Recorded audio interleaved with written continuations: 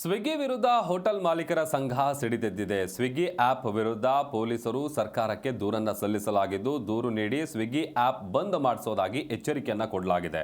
Hotel ಮಾಲೀಕರ ಹಣ ಸ್ವಿಗ್ಗಿ ಲೂಟಿ ಮಾಡ್ತಾ ಇದೆ ಅನ್ನುವಂಥ ಗಂಭೀರ ಆರೋಪ ಕೇಳಿಬಂದಿದೆ.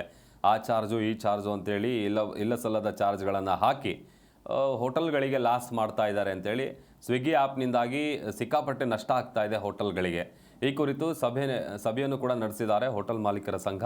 ಅತಿಯಾದ ಕಮಿಷನ್ ಹಾಗೆಯೇ ಶುಲ್ಕದಿಂದಾಗಿ ಹೋಟೆಲ್ಗಳಿಗೆ ಭಾರಿ ನಷ್ಟ ಆಗ್ತಾ ಇದೆ. ಸ್ವಿಗ್ಗಿ ವ್ಯವಸ್ಥೆಯ ವಿರುದ್ಧ ಕಠಿಣ ಕಾನೂನು ಕ್ರಮವನ್ನು ಜರುಗಿಸಬೇಕು ಅಂತೇಳಿ ಹೋಟೆಲ್ ಮಾಲೀಕರ ಸಂಘದಿಂದ ಆಗ್ರಹಿಸಲಾಗಿದೆ. ಸ್ವಿಗ್ಗಿ ಅನ್ನೋ ಇ ಕಾಮರ್ಸ್ ಆ್ಯಪ್ ವಿರುದ್ಧ ಭಾಳ ಅಸಮಾಧಾನವನ್ನು ಹೊರಹಾಕ್ತಾ ಇದ್ದಾರೆ ಹೋಟೆಲ್ ಸಂಘದ ಎಲ್ಲ ಮಾಲೀಕರು. ಅದರ ಜೊತೆ ಝೊಮ್ಯಾಟೊ ಕೂಡ ಇದೆ.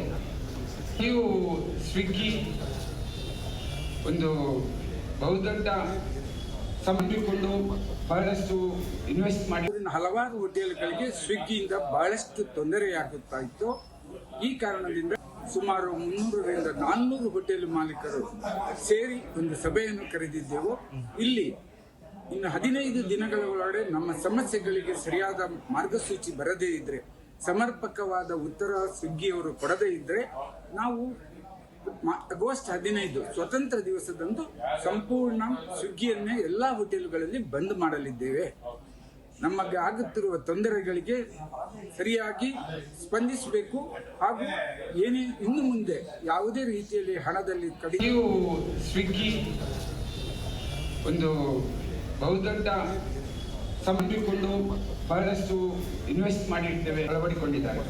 ಅದರ ಜೊತೆ ಝೊಮ್ಯಾಟೊ ಕೂಡ ಇದೆ.